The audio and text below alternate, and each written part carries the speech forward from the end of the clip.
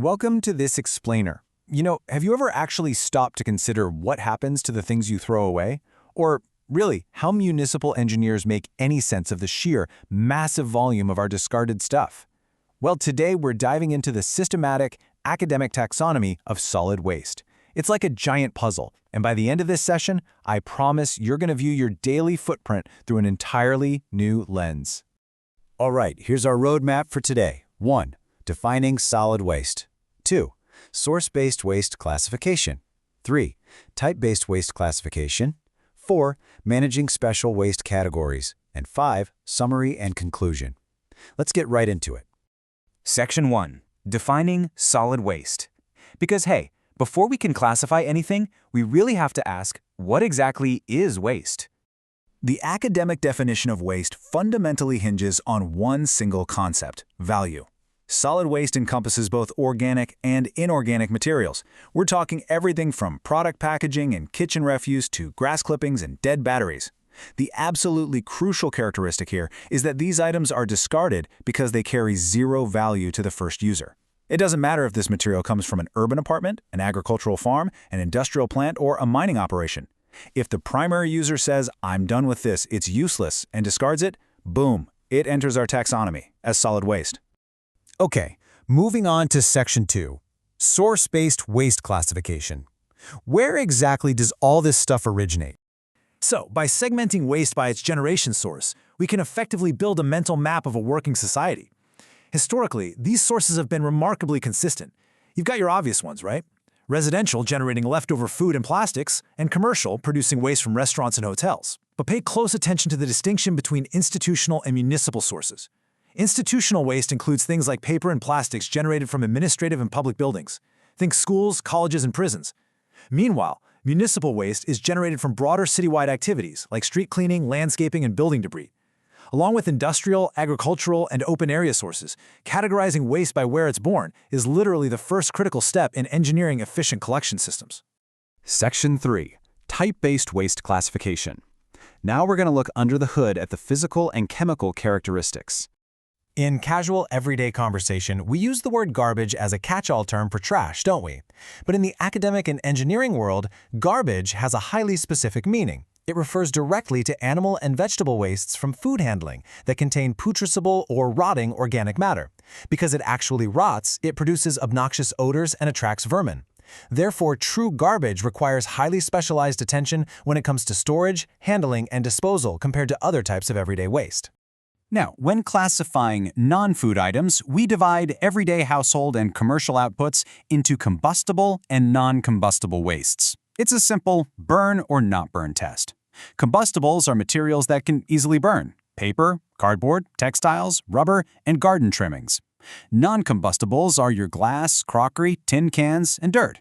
By explicitly separating these items from rotting food wastes, municipalities can process everyday trash so much more effectively, whether that's routing it for recycling or for incineration. Expanding into biological characteristics, we contrast biodegradable versus non-biodegradable wastes. The whole logic here centers entirely on the action of microorganisms. Biodegradable wastes are organic, leftover food, food peels, wood, and paper. Microorganisms can actively break these complex compounds down into much simpler ones. Non-biodegradable wastes, on the other hand, are inorganic. Your plastics, glass, and metals simply will not break down organically, meaning they remain in the environment pretty much indefinitely unless we step in to actively recycle or manage them. Let's briefly examine a couple of specific everyday outputs that form the absolute baseline of municipal waste management. First up, ashes and residues from burning wood or coal. While you might just think of it as a nuisance, ash is almost entirely inorganic. That means it won't rot and it won't produce methane. Because of this, it's actually highly valuable as fill material in landfills. Who knew, right? On the flip side, we have street wastes. Collected from alleys, walkways, and parks, dealing with this addresses the acute and widespread menace of public littering. Managing street waste is a constant, exhausting daily battle for literally any municipality. Shifting to the heavier side of the taxonomy, we encounter heavy infrastructure wastes. These items fundamentally disrupt standard logistical systems. Think about it. Bulky wastes like refrigerators, massive furniture, or large trees simply can't fit into normal storage containers.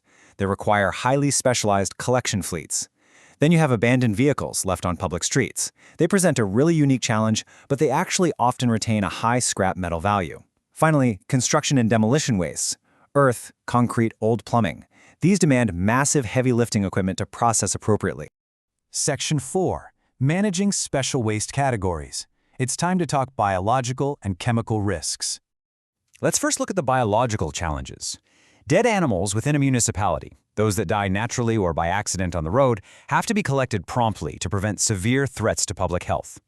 Logistics dictate that we split these into large animals, like cows and horses, which require mechanical lifting, and small animals, like cats and dogs. Next, we have farm wastes from dairies and feedlots. This has become a critical, high-volume disposal problem.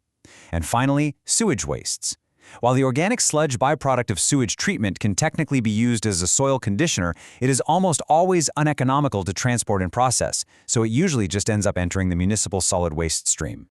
Now pause here for a second because there's a critical distinction from maintaining accurate municipal classifications. When a city lists dead animals in its waste audit, it does not include carcasses or animal parts generated by slaughterhouses. Because of the sheer industrial scale and the highly specific biological nature of slaughterhouses, those remains are classified strictly as industrial wastes. They are subject to an entirely different set of strict regulations and processing protocols. Moving from biological right into chemical risks, we arrive at hazardous wastes. In our taxonomy, this category requires strict adherence to safety protocols. These are wastes of industrial, institutional, or consumer origin that are potentially dangerous to humans or the environment, either right away or gradually over time. We identify them through 4 key characteristics: ignitability, corrosivity, reactivity, and toxicity. A super common real-world example of this slipping into everyday life: empty containers of solvents, paints, or pesticides. Even when totally empty, these containers instantly upgrade the surrounding municipal waste into the hazardous category. And this brings us to a really fascinating paradox in waste classification. A hazardous active agent might actually be a liquid or a gas. However, according to the Taxonomy of Solid Waste Management, as long as that liquid or gas is confined within a solid container when it's discarded, the entire unit is classified and processed under the umbrella of solid wastes. It's literally the solid nature of the container that dictates the logistical and regulatory pathway. Kinda wild, right? And finally, Section 5, Summary and Conclusion. Let's wrap this whole thing up. Without this rigorous classification system, it would be downright impossible to engineer safe landfills, design effective recycling plants, or protect public health from biological and chemical hazards. So I'm going to leave you with this final thought. If you were to audit your own waste footprint today, everything from your morning coffee cup to your leftover dinner to the batteries in your remote, how would your local municipality scientifically categorize each of those items? Bridging the gap between this rigorous academic classification and our daily habits is the very first step toward a more sustainable future. Thank you so much for joining me for this explainer.